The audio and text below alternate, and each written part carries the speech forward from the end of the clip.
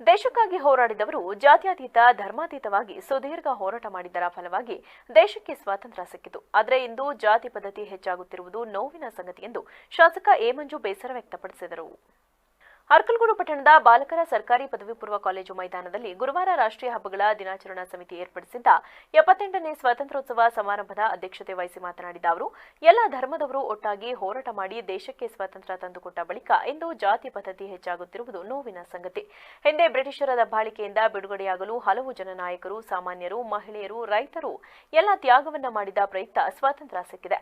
ಈ ಹೋರಾಟ ಮಾಡಿದ ಮಹನೀಯರಿಗೆ ಯಾವುದೇ ಜಾತಿ ಇರಲಿಲ್ಲ. ಭಾರತ ದೇಶ ಎಂಬುದನ್ನ ಮುಂಚೂಣಿಯಲ್ಲಿಟ್ಟುಕೊಂಡು ಹೋರಾಟ ಮಾಡಿದರು. ಆದರೆ ಇಂದು ಆಡಳಿತದಲ್ಲಿ ಇರುವವರು ಅವರವರ ರಕ್ಷಣೆಗೆ ಜಾತಿ ಮಾಡಿಕೊಂಡಿರುವುದು ಶೋಚನೀಯ ಸಂಗತಿ ಎಂದರು.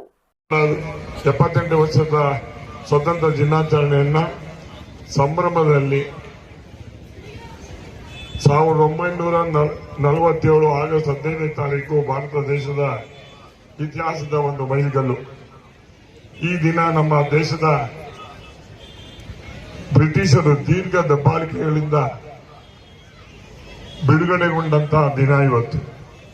ಇದಕ್ಕಾಗಿ ಹಲವಾರು ಜನನಾಯಕರು, ಸಾಮಾನ್ಯರು, ಜನರು, ಮಹಿಳೆಯರು, ವಕೀಲರು, ರೈತಾಪಿ ವರ್ಗದವರು ಎಲ್ಲ ತ್ಯಾಗವನ್ನ ಮಾಡಿ ಬಲಿದಾನದ ಪ್ರಯುಕ್ತ ಇವತ್ತು ನಮಗೆ ಸ್ವತಂತ್ರ ಸಿಕ್ಕಿದೆ ಅಂತಕ್ಕಂಥದ್ದನ್ನ ನಾವು ಯಾರು ಮರಿಬಾರದು.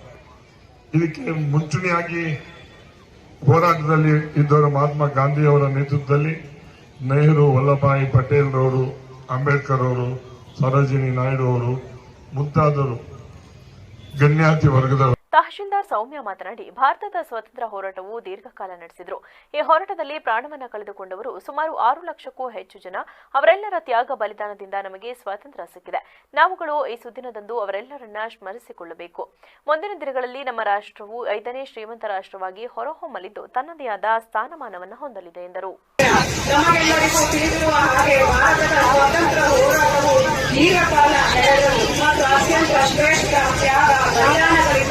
ಕೂಡಿದಂತಹ ಹೋರಾಟವಿದೆ. ಭಾರತದ ಸ್ವಾತಂತ್ರ್ಯ ಹೋರಾಟದ ಯತ್ನದಲ್ಲಿ ಭಾರತೀಯರ ದಬ್ಬಾಳಿಕೆಗೆ ಪ್ರಾಣವನ್ನು ಕೊಟ್ಟವರು 6 ಲಕ್ಷಕ್ಕೂ ಹೆಚ್ಚು ಮಂದಿ ಎಂಬುದೆಂದು ನಾವು ಈ ಪಡೆದ ಸ್ವಾತಂತ್ರ್ಯ ಹೋರಾಟದ ಆಗಾಧತೆಯನ್ನು ತಿಳಿಸುತ್ತದೆ. ಕಯ್ಯಾರ ಚಿನ್ನಣ್ಣರವರು ಸ್ವಾತಂತ್ರ್ಯ ಎಂಬ 3 ಅಕ್ಷರದಲ್ಲಿ ಮಾಯವಿದೆಯೇನೋ. ಸ್ವಾತಂತ್ರ್ಯದ ಯತ್ನಗಳು ಒಂದೆನ್ನ ಬಂಧುಗಳೇ ಮುಗಿಸಲೇಕಲಿಬೇಕು, ರಕ್ತಬರಕ್ಕೆ ಮಸಿ ಎಂದಿದ್ದಾರೆ. ಆರಂಭದಲ್ಲಿ ನಮ್ಮ ಸಂಸ್ಥಾನಿಕ ರಾಜರುಗಳು ಮತ್ತು ಹಲವು ಗುಂಪುಗಳ ಪ್ರತಿರೋಧದ ಹೋರಾಟದ ನಡುವೆ ಬ್ರಿಟಿಷರ ವಿರುದ್ಧ ಮೊಳಗಿತ್ತು. ಕರ್ನಾಟಕದಲ್ಲಿಯೂ ಸಹ ಕಿತ್ತೂರು ರಾಣಿ ಚೆನ್ನಮ್ಮ, ಸಂಗೊಳ್ಳಿ ರಾಯಣ್ಣ ಮತ್ತು ಗೋಂಡಿಯಾಬಾಗ್ರಂತಹ ವೀರರನ್ನು ನಾವು ನೋಡಿದ್ದೇವೆ. ಈ ಸಂದರ್ಭದಲ್ಲಿ taluk panchayat EO Prakash, CPI Vasanth, BEO Narayan, ಪಟ್ಟಣ ಪಂಚಾಯಿತಿ ಮುಖ್ಯಾಧಿಕಾರಿ ಬಸವರಾಜ ಟಾಕಪ್ಪ ಶಿಗ್ಗಾವಿ, ಪಟ್ಟಣ ಪಂಚಾಯಿತಿ ಸದಸ್ಯರುಗಳು ಹಾಜರಿದ್ದರು.